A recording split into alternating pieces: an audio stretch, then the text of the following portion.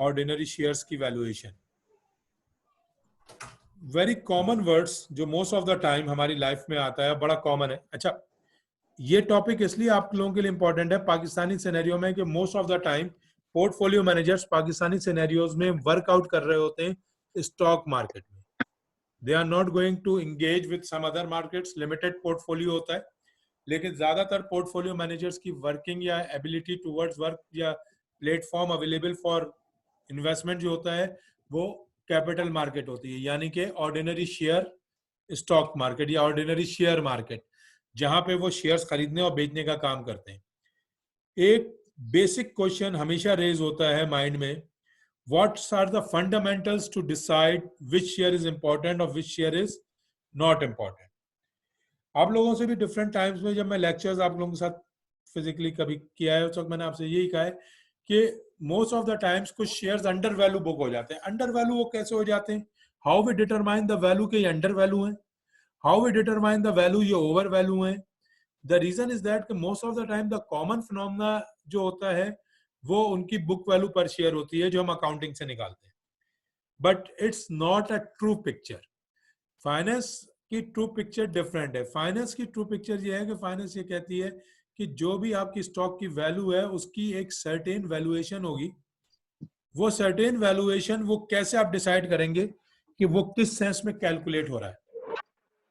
Very clear in your mind कि stock valuation depending on the psyche of the management of the company. Management किस model के साथ company में काम कर रही है?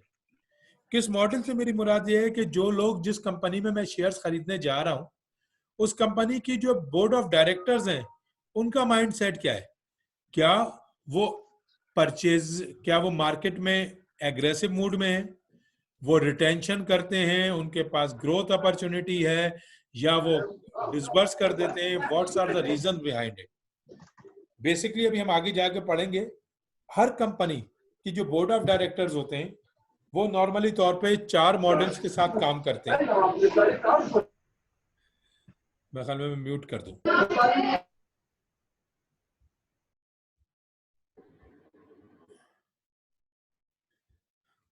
मोस्टली जो कंपनीज होती हैं उनके जो बोर्ड ऑफ डायरेक्टर्स होते हैं वो 4 डिफरेंट मोड्स में काम करते हैं। सबसे पहला मोड जो होता है वो नॉर्मली तौर पे इस सेंस में हम देखते हैं कि ग्रोथ क्या है। If there is a growth there would be an opportunity, if there is no growth there would be an stagnant place. कि अब आप एक बंद गली में खड़े हो गए, जो है बस यही करेंगे, ना इससे आगे आपको पास कुछ अवेलेबिलिटी है ना इसके पीछे कोई अवेलेबिलिटी है। जब हम इस टाइप की कंपनीज में होते हैं तो इट्स मींस कि हमारा माइंडसेट ये बन जाता है कि इस कंपनी के अंदर ग्रोथ नहीं है, हाँ लेकिन आपका दाल पानी यानी कि डिविडेंड देती रहेगी, आप अपना खर्चा चलाते रहिएगा, लेकिन एक्सपेंशन अवेलेबल नहीं है। लेकिन इसी तरह एक कंपनी है वो आपको कहती है कि नहीं जी हमारे पास तो ग्रोथ है, हम हर साल ग्रो कर रहे हैं, तो मैं ये अज्यूम करता हूं कि इस ग्रो में मेरी कंट्रीब्यूशन कितनी थी। मेरी कंट्रीब्यूशन से मुराद ये होती है कि जी लेट सपोज मैंने एक 100 रुपए का शेयर आपसे लिया है, उस 100 रुपए के शेयर पे आपने मुझे 5 रुपए प्रॉफिट दिया और 5 रुपए रोक लिए हैं, तो इट सिंपली मीन्स कि अगले साल जब मैं मेरी वर्थ अगर मैं आपके साथ कंटिन्यू करता हूं तो मेरी वर्थ कम से कम 105 रुपए होनी चाहिए, क्योंकि आपने मुझे ग्रोथ का मॉडल पकड़ाया है। आप मुझे कह रहे हैं कि मैं ग्रो करूंगा, तो इस मीन्स कि अगर मैंने 2019 में वो शेयर 100 रुपए का वैल्यूएशन में लिया है और आपने 5 रुपए मेरे होल्ड किए में प्रॉफिट में से, तो इट्स मीन्स कि नेक्स्ट ईयर मेरी बुक वैल्यू आपके पास 105 रुपए होनी चाहिए। अब मुझे आपसे 105 रुपए के ऊपर प्रॉफिट डिमांड करूंगा, मैं 100 रुपए पे प्रॉफिट डिमांड नहीं करूंगा। अगर आपने पिछले साल 5% मुझे प्रॉफिट दिया 100 रुपए पे 5 रुपए, तो इस साल मुझे आपको 5 रुपए 50 पैसे प्रॉफिट देना होगा अगर आप 5% दे रहे हैं, क्योंकि 100 रुपए जो मेरी हिस्टोरिकल कॉस्ट से थे वो आपके पास थे और 5 रुपए जो आपने पिछले प्रॉफिट में से मेरे रोके में, उस प्रॉफिट पे भी मुझे प्रॉफिट चाहिए। तो ये ख्याल रखिएगा, एक माइंडसेट ये होता है। इसमें 2 माइंडसेट होते हैं, एक कांस्टेंट ग्रोथ वाला होता है। कांस्टेंट ग्रोथ का मतलब है कि फ्लैट डेवलपमेंट है, एग्रेसिव नहीं है लेकिन फ्लैट है कि हाँ जी हर साल हम आपको 5-10% एडिशनल कुछ ना कुछ कमा के देंगे। और एक होता है मिक्स या multiple growth rate. Multiple growth rate variable होता है। वेरिएबल से मुराद ये होती है, हो सकता है किसी साल में आपको 20% ग्रोथ प्रोवाइड करूं, और हो सकता है किसी साल में आपको 5% दूं, और किसी साल नेगेटिव भी दे सकता हूं, क्योंकि मैं प्योरली मार्केट के स्टेक पे चले गया हूं। जब मैं प्योर मार्केट के स्टेक के ऊपर काम कर रहा हूं तो मेरा रिस्क डेफिनेटली बहुत हाई हो गया है, क्योंकि मार्केट अगर डाउन जाएगी तो मैं उसके साथ पीछे जा रहा हूं, मार्केट अपवर्ड जाएगी तो मैं उसके साथ अपवर्ड जा रहा हूं। लेकिन जो कांस्टेंट ग्रोथ रेट में है वो अपने आप को कुछ हेज कर लेते हैं, कुछ अपने आप को हेजिंग बना लेते हैं कि नहीं यार भाई इतना काम करेंगे, इससे ज्यादा काम करने का हमारा मूड नहीं है। तो उन्हीं 3-4 पॉइंट्स के ऊपर स्टॉक वैल्यूएशन है। I am not sure about it कि आप लोगों ने में से कितने लोगों ने ये चारों मॉडल्स पहले बड़ी डिटेल में या थोड़े बहुत भी पढ़े। कोशिश मेरी ये होगी कि एटलीस्ट आपको as a portfolio manager before entering into the market determine which stock is over valued, which stock is under valued. आप उसकी वैल्यूएशन करके देखते हैं कि अगर ये वैल्यूएशन है तो उसको कितने का होना चाहिए। अगर ये सॉरी अगर ये उतने पैसों में है तो इट्स गुड, और ये अगर उतने पैसों में नहीं है तो फिर ये यकीनन अच्छा नहीं है। तो उस पॉइंट से हमारा क्वेश्चन है। ओके, पहले वन बाय वन। पहले तो थोड़ा सा स्टॉक है क्या। स्टॉक बुनियादी तौर पे या शेयर्स बुनियादी तौर पे रेजिडुअल्स ऑनरशिप है। रेजिडुअल्स ऑनरशिप का मतलब है कि ये अनलिमिटेड आपके पास है, जब तक आपका दिल रखना चाहे रखें और जब दिल चाहे बेच दीजिएगा। शेयर्स में, बॉन्ड्स में और प्रेफर्ड शेयर्स में फर्क होता है। बॉन्ड्स और प्रेफर्ड शेयर्स की कोई ना कोई लाइफ होगी, कुछ ना कुछ डिटरमाइंड लाइफ होगी, 5 साल, 10 साल, 15 साल, 20 साल, मैक्सिमम 30 इयर्स। लेकिन आफ्टर दैट इनको हर सूरत में डिस्पोज होना ही होना है, इनको रिटायर्ड होना ही होना है। ऑर्डिनरी शेयर जो है वो रेजिडुअल ओनरशिप रखते हैं कि जब तक आपका दिल चाहे रखें, जब आपका दिल चाहे बेच दीजिए। आपके पास कोई टाइम बाउंडिंग लाइबिलिटी नहीं है कि आपको हर सूरत में इसको 4 साल में, 5 साल में जीरो करना है वरना अदरवाइज लॉस होगा। नहीं, it's purely depend on your circumstances कि आप किस तरीके से इसको काम कर रहे हैं। right? तो ये ख्याल रखिएगा। The one thing is that इसका रिटर्न डिपेंडेंट होता है upon the success of the firm. Bonds और प्रेफर्ड में क्या है, बॉन्ड्स और प्रेफर्ड में मैं आपको जो रेट डिटरमाइन कर दूंगा वो रेट लॉक हो गए, उस रेट को मैं किसी सूरत में भी डिफरेंट नहीं कर सकता। लेकिन स्टॉक के अंदर मैं ये नहीं कर सकता। स्टॉक ग्रो करेगा तो मैं भी ग्रो करूंगा, स्टॉक ग्रो नहीं करेगा तो डेफिनेटली मैं भी ग्रो नहीं करूंगा। These are the very important point. अच्छा, इसका एडवांटेज और डिसएडवांटेज क्या है। इसका एडवांटेज ये होता है कि जब आप ग्रो करते हैं तो ऑटोमेटिकली आपके साथ जितने लोग होते हैं वो सारे ग्रो कर रहे होते हैं। तो अब आपको लगता है कि कोई firm as a portfolio manager उस तरीके से ग्रो नहीं कर रही जिस तरीके से आप समझ रहे थे, तो आप क्विट हो जाते हैं, आप उस कंपनी के शेयर्स डिस्पोज ऑफ कर लेते हैं और किसी और बोट में सवारी लेते हैं। लेकिन प्रेफर्ड और बॉन्ड्स में ये आप नहीं कर सकते, आपको उसको रिटेन करना होगा या बेचना होगा। आपके लिए ऑप्शंस लिमिटेड है। Okay, let me on the chat. Okay, सब लोग अपनी प्रेजेंट भी लगा दें ताकि अगर रिकॉर्ड कहीं मेंटेन हो रहा है तो वहां पे मेंटेन रहे। Provides the residual value of firm's assets. Let's suppose a worth bad scenario. Company bankrupt हो गई तो आपकी शेयर की वैल्यू जीरो नहीं हुई है, आप उसका क्लेम लॉक कर सकते हैं। वो आपका एक तरह समझ लें इनहेरिट किस्म का क्लेम है जो हर सूरत में लॉक किया जा सकता है। बॉन्ड्स और प्रेफर्ड को नहीं करना पड़ता। बॉन्ड्स और प्रेफर्ड को बाय लॉ लाइबिलिटी के तौर पे ट्रीट करके पेमेंट होती है, तो उनका क्लेम नहीं होता, उनकी लाइबिलिटी पे बैक होती है। आपका क्लेम है अगर आपके 100 रुपए के शेयर्स हैं, लेकिन 100 रुपए के आपके शेयर्स थे और कंपनी के टोटल शेयर्स में आपका 10% है, और लेकिन आज कंपनी के शेयर्स की वैल्यू लेट सपोज 20,000 है, तो मुझे 10% मिलेगा, मुझे 100 रुपए नहीं मिलेंगे। This is the basic difference. Ownership right होते हैं इसलिए मैं हर किस्म का क्लेम सब लाइबिलिटीज पे करने के बाद होता है। कोई कॉन्ट्रेक्चुअल ऑब्लिगेशन नहीं है, आपकी अपनी मर्जी है। जब तक आपका दिल चाहे उस कंपनी के साथ आप काम करें और जब दिल चाहे आप कंपनी को अल्लाह हाफिज करके जा सकते हैं। तो एक सिंपल सा ऑप्शन जो स्टॉक में आया है, स्टॉक में the depending on the stock valuation belongs to you. It's not belongs to anyone else, ये ख्याल रखिएगा। Okay, then next slide. Main difficulties जो आती हैं, जिसकी वजह से प्रॉब्लम आती है, पहली डिफिकल्टी आती है क्योंकि फ्यूचर अनएक्सपेक्टेड है। It's a very difficult for everyone. Right now I'm talking to you and I'm saying you what's happened after 10 days. Nobody can determine what's happened after the 10 days. Because there's a lots of uncertainty in the market. There's a lots of variations in the market.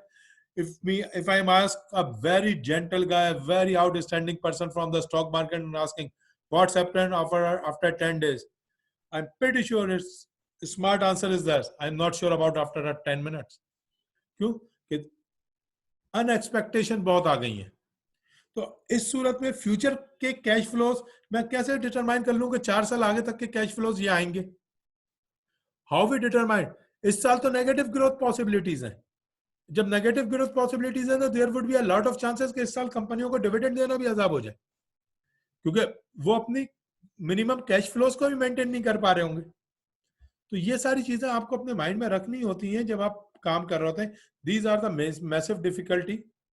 उसके बाद अगला point जो आता है वो आता है कि आप वैल्यू कैसे डिटरमाइन करेंगे जब फ्यूचर का कैश फ्लो ही अनसर्टेन है। मैं सपोज इसकी बहुत सिंपल सी एग्जांपल आपसे शेयर करूं। आपकी जॉब अनकंफर्म है, आपसे कहता हूं 5 साल की बुकिंग के ऊपर प्लॉट बुक करा लो। Definitely it's a very difficult for you कि आपका सबसे पहला सर मेरी तो अपनी नौकरी का पता नहीं है, मैं 5 साल का एक कमिटमेंट कर लूं, कहां से पूरी करूंगा?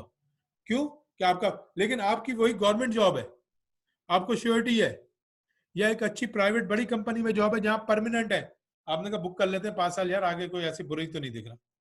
लेकिन आप वहीं पे डेली वेजेस में या कॉन्ट्रैक्ट में, तो definitely decision would be a different. तो ये ख्याल रखना कि इसको फ्यूचर के कैश फ्लोस अनसर्टेन होने की वजह से it's a very difficult to determine the share value right now. हाँ, maybe we close to it but we are not accurate, ये ख्याल रखना, वी नेवर बीइंग एक्यूरेट। अच्छा, another thing, selling price determination is one of the massive issues. सारे fundamentals बहुत अच्छे थे। आप लोग अगर थोड़ा बहुत फाइनेंस को कवर करते हो, फाइनेंस को देखते हो, तो यू ऑब्जर्व दैट कि बाद औकात बड़े फंडामेंटल एनालिसिस आ रहे होते हैं और वेरी अट्रैक्टिव होते हैं, लेकिन मार्केट उल्टी चल रही है। समटाइम्स आप ये अपने ब्रोकर से पूछो, वो कहते हैं यार फंडामेंटल तो बहुत अच्छे हैं इस कंपनी के, 6 महीने बाद तो उम्मीद है बेहतरी दिखेगी, लेकिन ऑन द वाइस वर्सा चीजें बुरी हो रही होती हैं। क्योंकि selling price determined by the market forces. Market forces means demand and supply. तो इसलिए कि ये कहना कि 2 साल बाद इस कीमत पे बिक जाएगा, never being acceptable bye anyone. जो मार्केट के लोग होंगे वो कहेंगे यार ये नहीं कह सकते। इसीलिए आप ऑब्जर्व करिएगा कि जो मार्केट के लोग, मार्केट में जो लोग काम करते हैं, वो एक माइंडसेट के साथ काम करते हैं, एक डिफाइन करके माइंडसेट बनाते हैं कि we are here for the 6 month, 7 month, 1 year, whatever the time. लेकिन एक और उतना पीरियड हमें रिटेन करना है अगर हमें अपना प्रॉफिट अपनी मर्जी से लेना है। तो ये ख्याल है। इसके प्रॉस एंड कॉन्स और फीचर्स थोड़े से हम डिस्कस कर लेते हैं, फिर मैं आगे जाता हूं। और रेजिडुअल क्लेम बिल्कुल प्रॉस आपके बेस्ट मेन सेलिएंट फीचर है कि कंपनी जब भी बंद हो आपका पैसा वहां पे है और वो आपको क्लेम होगा। वेरिएबल रिटर्न है, बिल्कुल है। फिक्स रिटर्न नॉर्मली तौर पे नहीं होते, वेरिएबल होते हैं। आई हैव नो आइडिया कि आप में से कितनी लोगों की कंपनियों में कट साइज या डाउन साइजिंग या ले ऑफ या सैलरी कट्स, कुछ ऐसी एक्टिविटी हो रही है, लेकिन वेरिएबल रिटर्न्स हैं। और अगले 2-3 महीने nobody can predict, nobody can assume what's happen next, कुछ नहीं कहा जा सकता। तो ये ख्याल रखिएगा। इसी तरह कंपनीज हैं, हो सकता है लेट सपोज मैं एक छोटी सी एग्जांपल दूं, लास्ट ईयर एंग्रो फर्टिलाइजर ने तकरीबन 11 या 12 रुपए प्रॉफिट दिया, डिविडेंड दिया। इस साल हो सकता है 5-6 रुपए भी दे दे। अब फर्क समझिएगा माइंड सेट का। लास्ट ईयर 12 रुपए दिया था, लोग रो रहे थे कि यार मजादार नहीं दिया। इस साल हो सकता है 6 रुपए दें, लोग शुक्राना अदा कर रहे हो, क्योंकि द रीजन इज दैट कि जो अदर मार्केट्स के फोर्सेस है वो 3 रुपए दे रहे थे, तो ये 6 रुपए दे रहा है, अल्लाह का शुक्र है। वहां 12 रुपए में लोग रो रहे थे कि कुछ लोगों ने 15 भी दिया है, तो यार आपने 12 दिया इसमें तो मजा नहीं आया। तो ये ख्याल रखना कि इस टाइप के वेरिएबल रिटर्न्स हैं, दिस इज द, और ये ही वेरिएबल रिटर्न है जो आपके स्टॉक मार्केट को स्पेक्युलेटिव मोड या गैम्बलिंग मोड प्रोवाइड करते हैं। इसी की ब्याह पे वहां जुआ होता है। और आप ऑब्जर्व करेंगे कि जुआ होता ही या गैमलिंग या स्पेकुलेशन होती ही उन 30 कंपनियों में है जिनके वेरिएबल रिटर्न होते हैं। जिनके फिक्स रिटर्न है, आप बड़ा ऑब्जर्व करिएगा। एंग्रो फर्टिलाइजर जब मार्केट 40,000 थी तो जब भी वो 60-65 पे था या 70 रहा होगा। मार्केट 28 पे आ गई तो वह भी वो 50-55 पे रहा मार्केट। लेकिन उसी जगह स्पेकुलेटिव मोड में हैस्कोल जब मार्केट 40 पे थी तो 23-24 रुपए था, जब मार्केट 28 रुपए आ गई तो 12 रुपए 13 रुपए पे आ गया। ये स्पेकुलेटिव मोड है, क्योंकि वेरिएबल रिटर्न है, कांस्टेंट रिटर्न नहीं है। जहां जिन कंपनीज के कांस्टेंट रिटर्न नहीं होते उनके लिए बहुत गेन का ऑप्शन होता है मार्केट में, in the sense of speculation, कि आप स्पेकुलेशन करें और खेलें। देन वोटिंग राइट्स होते हैं, क्योंकि ऑनर्स होते हैं आप, decision belongs to you. BOD में हम जब बैठते हैं, बोर्ड ऑफ डायरेक्टर्स की जब एनुअल जनरल एजीएम होती है, उसमें मेरे पास वोटिंग राइट्स होता है कि which one I accepted, which one is not. No set maturity, maturity कोई भी नहीं होती शेयर्स की, अनलिमिटेड लाइफ है, जब तक दिल चाहे चले, आप जब तक उस कंपनी के साथ शेयर होल्डर होना चाहे। Members are elected by share holder, यानी कि बोर्ड ऑफ डायरेक्टर्स के जो मेंबर्स होते हैं वो इलेक्टेड होते हैं, वो नॉमिनेटेड नहीं होते। Power of hire fire and compensation होती है, determines corporate policies and strategy है, मेक्स मैसिव या मेजर कॉर्पोरेट डिसीजंस है। अच्छा, इसके मेन प्रॉस क्या है? लोअर रिस्क है एज कंपेयर टू डेट और प्रेफर्ड शेयर्स। क्यों? कि वेरिएबल रिटर्न्स है। अब लेट सपोज मैंने आपको, अभी तो मार्केट बहुत अच्छी है, मैंने आपसे कहा है कि मैं आपको 10% प्रॉफिट दूंगा, मार्केट 8% पे आ गई, आप बहुत हैप्पी हैं क्योंकि आपको 10 मिल रहा है। यही वाइस वर्सा है, मार्केट 15 पे चली गई लेकिन मैं तो आपको 10 ही दूंगा। डिविडेंड में यह एडवांटेज है कि फिक्स नहीं होता। अगर मार्केट 15 कमा रही है तो मैं 15 के हिसाब से दूंगा, मार्केट 5 कमा रही है तो मैं 5 के हिसाब से दूंगा। तो ये एक बेटर अपॉर्चुनिटी है उन लोगों के लिए जो मार्केट कैपिटल गेन लेना चाहते हैं, वो इसमें जाते हैं। इसके अलावा fewer restriction of debt financing है, debt contract generally include many restrictions. बिल्कुल, एक आदमी से पार्टनरशिप करने में और एक आदमी से कर्जा लेने में अगर मैं आपसे शेयर करूं तो कर्जा लेना ज्यादा आसान मुश्किल है, पार्टनरशिप करना ज्यादा आसान है। क्यों? कि पार्टनरशिप के अंदर कोई कंडीशन नहीं होती, जो भी आपकी कंडीशन है वो ओपन होती है। कर्जा जब आप मांगने जाएंगे तो वो आपकी वेल्थ भी देखेगा, वो आपकी हेल्थ भी देखेगा, वो आपका बिजनेस भी चेक, उसको ये श्योरिटी चाहिए कि मेरा कर्जा वापस मिलेगा। क्यों? कि उसके पास मैनेजमेंट राइट नहीं है। मैंने आपको अगर कर्जा दिया है तो मेरे पास मैनेजमेंट राइट नहीं है, मैं आपके बिजनेस में कोई डिसीजन नहीं ले सकता, डिसीजन आप नहीं लेना है, लेकिन मैंने आपसे ऑनरशिप की है तो मेरे पास पूरे राइट्स हैं। मैं आपके सारे फ्यूचर के एक्शंस के दरमियान हर किस्म के उसमें रिस्ट्रिक्शन भी दे सकता हूं, सपोर्ट भी करूंगा। तो ये याद रखिएगा कि डेट फाइनेंसिंग हमेशा महंगी पड़ती है। महंगी इस सेंस में पड़ती है कि उसके अंदर आपको मेहनत बहुत करनी पड़ती है, डॉक्यूमेंटेशन बहुत हो जाती है। लेकिन जब हम ऑर्डिनरी शेयर्स में होते हैं तो इसकी कॉस्ट ज्यादा है, इसकी इश्यूएंस कॉस्ट ज्यादा है, लेकिन नॉर्मली इसमें फ्री हैंड डिसीजन होता है। आप कोई कंडीशन नहीं बताते, आप सिर्फ अपना बिजनेस बताते हो, आप सामने वाले से पूछते हैं हाँ भाई पार्टनर बनना चाह रहे हो तो मेरे साथ आ जाओ, उसकी समझ में आता है तो आपको कन्विंसिंग करने के लिए बहुत जोर मारने की जरूरत नहीं होती। लेकिन जब आप कर्जा मांगने जाते हैं तो आपको पूरी फिजिबिलिटी और सब कुछ बना के देना पड़ता है। क्योंकि रीजन ये है कि सामने वाले को ये श्योरिटी चाहिए कि वो जो आपको कर्जा दे रहा है वो उसको कल सही और सलामत वापस मिलेगा। कॉस्ट हमारे पास क्या है? Mainly cost of issuing shares बहुत ज्यादा है, बहुत ज्यादा है। आप अगर कर्जा मांगने जाते हैं तो ज्यादा एक 200 रुपए 500 रुपए वाले स्टैम्प पेपर पे डिसीजन होता है, लेकिन आप जब शेयर्स इशू करने जा रहे होते हैं, इशूइंग का शेयर्स कर रहे होते हैं, तो आपको पूरा एससीसीपी में रजिस्ट्रेशन, लिस्टेड, पीएसएक्स में registration, certificate of incorporation, certificate of article यानी कि articles of association, memorandum of association, ये सब चीजें आपको वर्कआउट करनी पड़ती हैं। ओके, अच्छा, आवाज डिस्टर्ब हो रही है? ओके, अच्छा, लाइन किसी वक्त डिस्कनेक्ट हो रही है तो ये ख्याल रखना कि जैसे हो गया हम फिर वापस आते हैं। कर्जा मांगने के लिए डॉक्यूमेंटेशन बहुत सिंपल होती है, लेकिन शेयर होल्डर के लिए या पार्टनरशिप्स के लिए डॉक्यूमेंटेशन बहुत ज्यादा होती है, तो उसकी एक कॉस्ट होती है। ऑर्डिनरी शेयर अब वाइस वर्सा है, रिस्कियर इन्वेस्टमेंट है। बॉन्ड्स में आप सिक्योर्ड है कि आपका जो भी रेट होगा वो मिलेगा, लेकिन ऑर्डिनरी शेयर में आप सिक्योर्ड नहीं है, हो सकता है कुछ भी ना मिले और हो सकता है बहुत कुछ मिले। तो ये एक सर्टेन वो फीचर है जिसकी वजह से स्टॉक मार्केट वेरी करती है।